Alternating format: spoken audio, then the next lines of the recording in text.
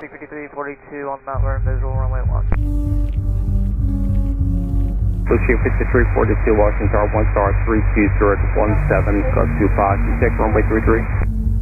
Yeah, we can do 33 for Blue 6342. Runway 33, clear to land. Change to runway 33, runway 33 for land, Blue 6342. American 3130, slow the final. Well, American 3130.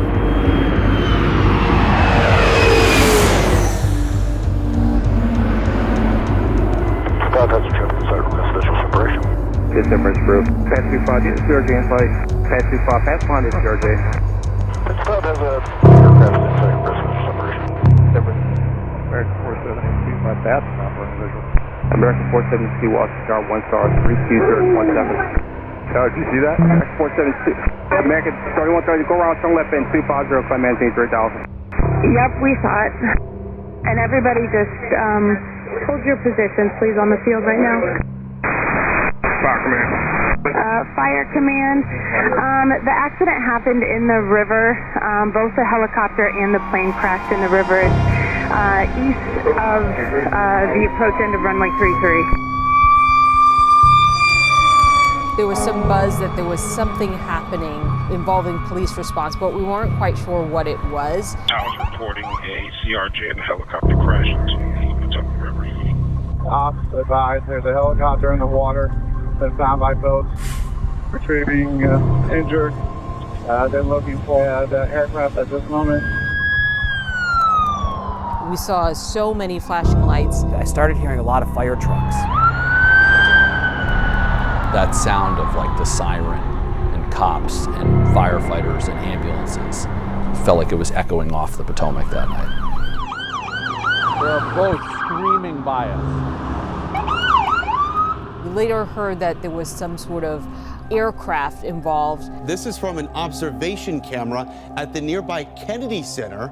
When I saw that EarthCam video of the fireball, I said to myself right away, that's an aircraft that was destined for DCA, and these are lives that are potentially lost.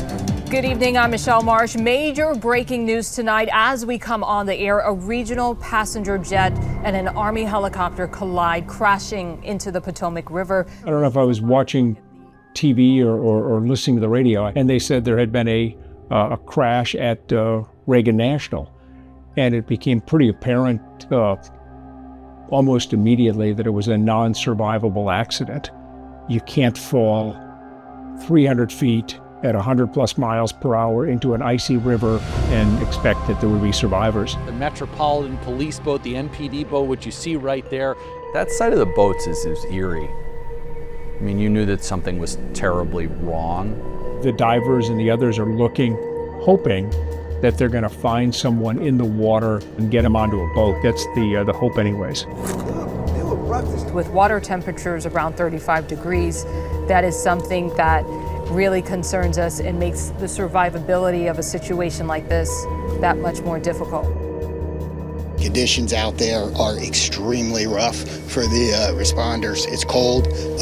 They're dealing with relatively windy conditions. Wind is hard out on the river. Plus, they're also diving into a river that now has thousands of gallons of jet fuel around them.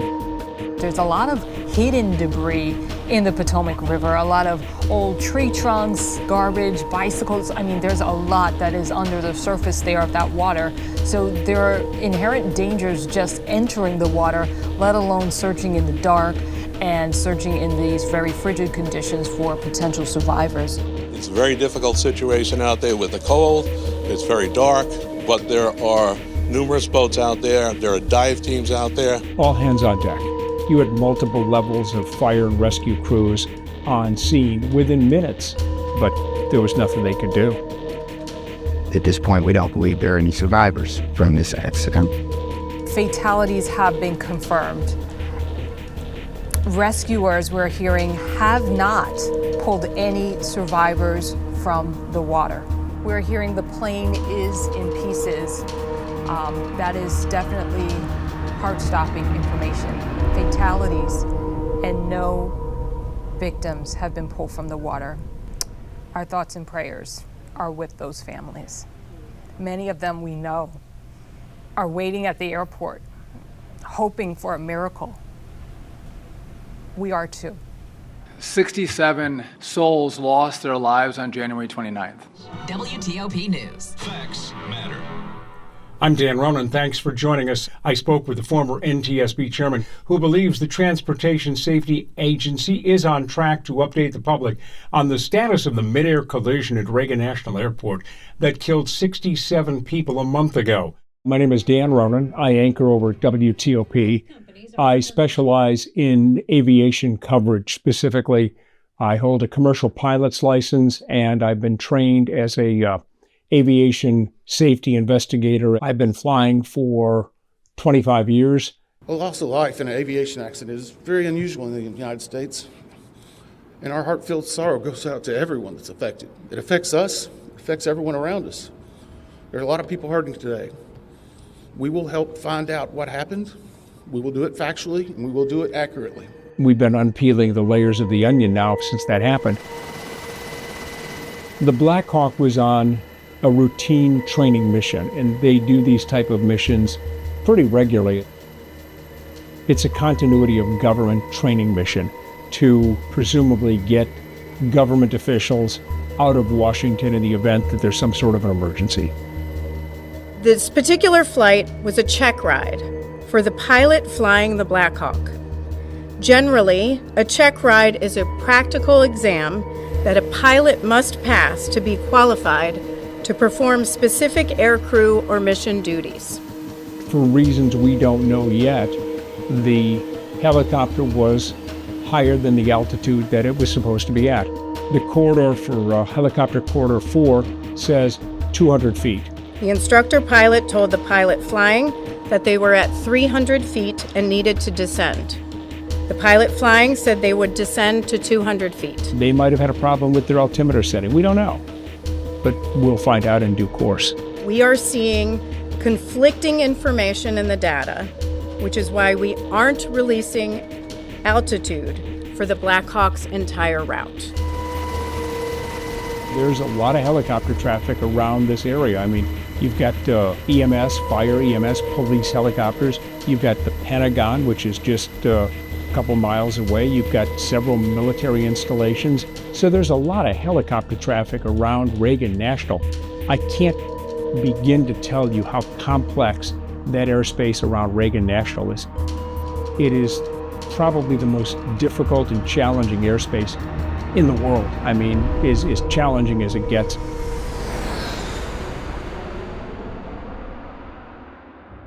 We remain concerned about the significant potential for a future midair collision at DCA, which is why we are recommending a permanent solution today.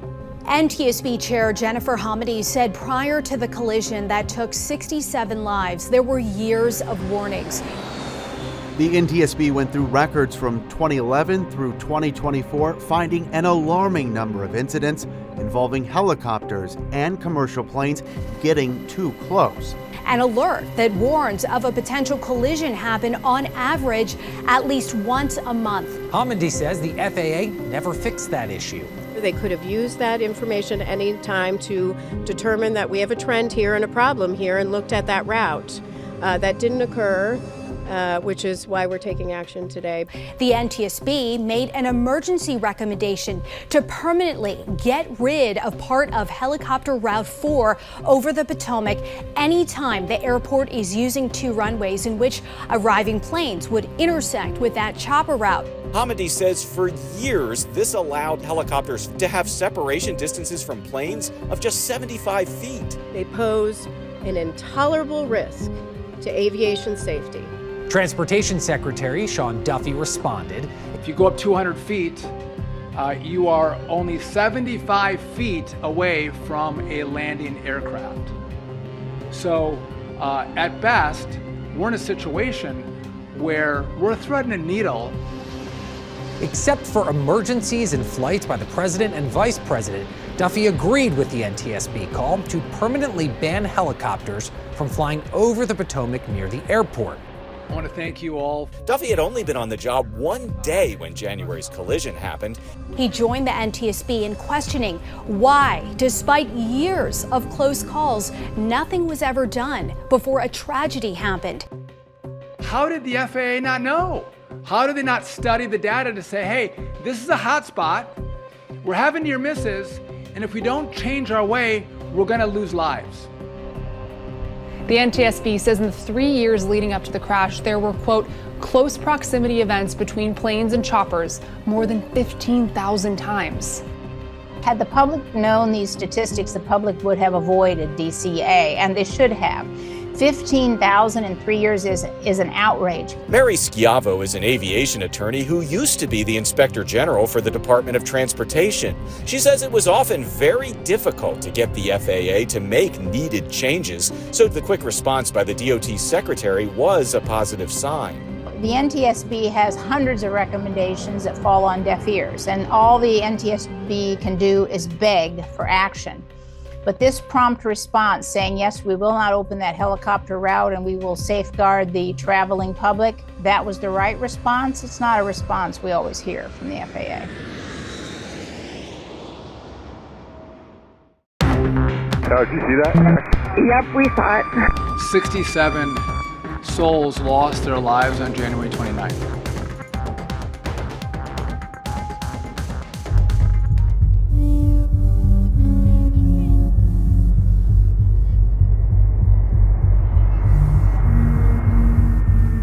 This crash is almost certain to renew debate over safety at Reagan National, because last year, turns out as part of legislation to fund the FAA, Congress added 5 additional round-trip flights, and the decision came over the objection of the DC area congressional delegation, and that delegation has long argued that the airport is at capacity and adding more flights could compromise its ability to operate safely. Just last year, these 2 senators from Virginia, Senators Warner and Kane, said as the House and Senate work toward a final FAA reauthorization bill, we urge you to reject any proposal to add additional flights at an overburdened DCA. Because there were efforts to increase the number of flights there. Now, we also heard from 2 senators from Kansas, including one who lobbied to get this flight started. I know that flight.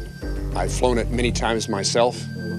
I lobbied American Airlines to begin having a direct nonstop flight service to DCA. That flight has been in existence about a year. It is a very desirable airport that people want to fly in and out of, because you can leave your office downtown and be at the gate and, if you time it right, in 25-30 minutes, which is great. But it's a challenging airport to get in and get out of. We know it's a very narrow airspace. They have to nail the landing. They have to make it to that runway. There are 3 runways, but only one is likely active at a time, because you can see from this image how they intersect. Also unique about this airport, there are shorter runways. Pilots know how to navigate. This is something that they're familiar with when landing at DCA. There's just very little room for error when flying into such a crowded airspace.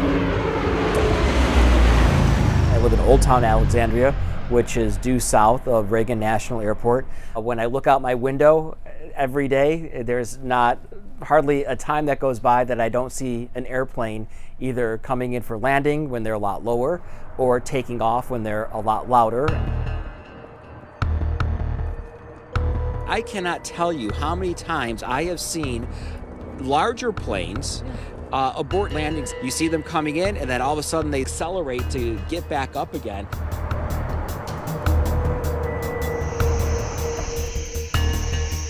So now we want to turn to I-Team investigative reporter Scott Taylor. Scott. Yeah, we do know Reagan Airport has had near misses before.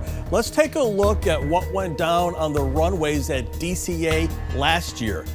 Now, this happened in May. An American Airlines flight heading to Boston was cleared to take off on the main runway. At the same time, a private plane was cleared to land on a runway that crossed the main runway.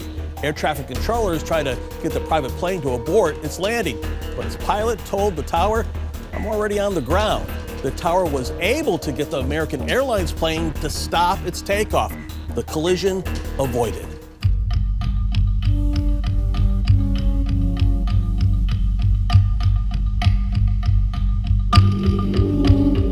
name is Pete Sepp. I'm president of National Taxpayers Union. There are important improvements to the overall air traffic control system that can help to increase safety as well as increase fiscal responsibility. 6 aviation industry leaders appeared before Congress addressing long-standing issues within the industry, including outdated federal systems. It's not acceptable for controllers and technicians to have to work with paper strips and floppy disks to operate the national airspace system in the United States. Staffing shortages. The development of the Tech Ops staffing model over the course of a decade has revealed a significant shortfall of at least 800 employees. And modernizing the current air traffic control centers across the entire country. Fort Worth, Seattle, Kansas City, Memphis, and Indianapolis, to name a few. They're between 59 and 64 years old. The FAA has been attempting to modernize the air traffic control system for decades, and some of the critical systems that still need to be modernized won't be fully deployed until 10, 12, even 15 years from now. By the time it is fully deployed, it'll probably be obsolete. Pilots and passengers would benefit from a modern air traffic control system that's user-funded while the FAA concentrates on safety regulation. It would not only be less expensive for the flying public, it would be better for pilots. They would have access to modern navigational tools. Their aircraft would get to where they need to go more quickly. They would have all kinds of benefits, and they're within our reach because other countries have done this. America should be able to do it. Lawmakers expressing a desire to improve safety, but they did acknowledge budget constraints. The agency is forced into the impossible predicament of having to dedicate vast amounts of money on simply sustaining old and outdated systems. Several times we've attempted to reform our air traffic control system the way other countries have. In fact, in President Trump's first administration, there was an attempt to do this. And it turned out a powerful lobby of largely business jet owners said, "We're concerned that we may have to pay more under such a system that's user-funded," and they lobbied and got it killed in Congress. We've had very little progress, insufficient progress, toward the modernized system we need since the last time we tried air traffic control during President Trump's first term.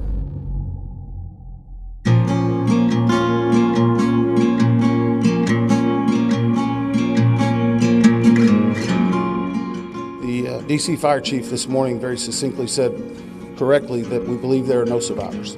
Sadly, we learned 67 lives were lost. And it was a tough reality to really come to grips with. Our investigators never want to see this happen again, and I never want to have to go back and brief another set of family like that. Thank you. Thank you very much. Thank you very much. Young skaters as well as coaches were on board that plane. U.S. Figure Skating hosted a national development camp. It's basically a launch pad for the next generation of skaters who aspire to earn a spot on Team USA. Many of the people in the plane crash were returning home from that development camp in Wichita. Skaters, coaches, parents losing their lives in this tragedy. Look at the ice skating sisters go. They're Lydia and Everly were known as the Ice Skating Sisters. How much fun do you have here with your sister?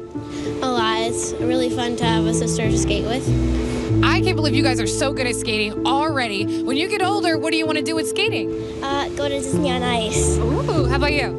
I want to be in the Olympics. Everly and Lydia's lives and their dreams were tragically cut short. They were traveling back from a skating competition in Wichita, Kansas with their parents, Donna and Peter, on American Airlines Flight 5342. Tell me about the medals you've won from all your practice here at Reston Town Center. A lot. Their skating also inspired people to get in the Christmas spirit.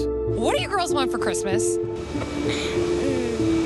A TV in my room. A TV in your room is nice. How about you? A vacation. She got that vacation, according to their mother Donna's Facebook page. Last December, they visited Disney, perhaps their last family vacation together. I don't know how. You look at people go through tragedies and you wonder, how do they do it? I don't know, but we're so strong. Somehow we have a reservoir to dig from, and each one of them are strong enough to get through this somehow.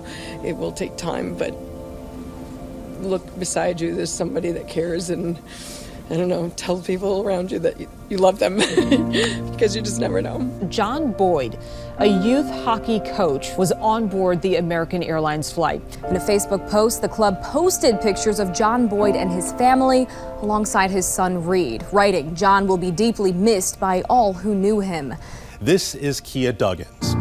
Howard University says that she is a civil rights lawyer and was set to start a new chapter in her life as a professor at the law school this fall. 7 friends from Maryland who were on a hunting trip. One of them was Steve Johnson, who was also an avid fisherman. 28-year-old Samuel Lilly was the first officer on board Flight 5342. Now, Lily's nephew shared that Lily was motivated to follow in his father's footsteps as a pilot. His sister says he recently got engaged. She's set to be married later this year. Certainly a very tough loss. And on the right is flight attendant Ian Epstein. We will go to Florida. That comforting voice. My name is Ian, everybody. I am your forward flight attendant. Captured on cell phone video is that Ian Epstein, one of the flight attendants who lost his life aboard Flight 5342.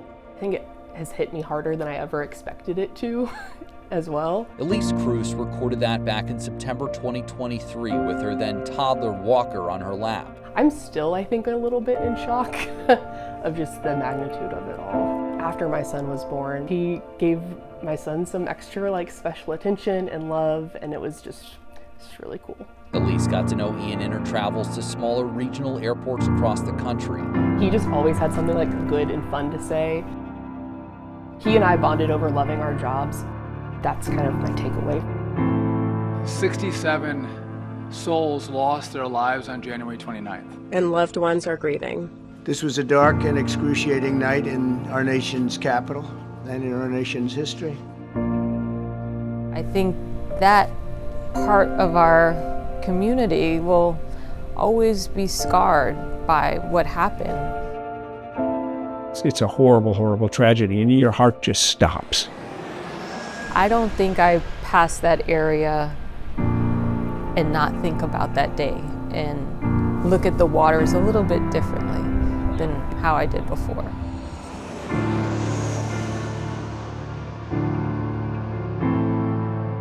It is an honor, it is a privilege to try and figure out who these people were and what their life meant to even one person.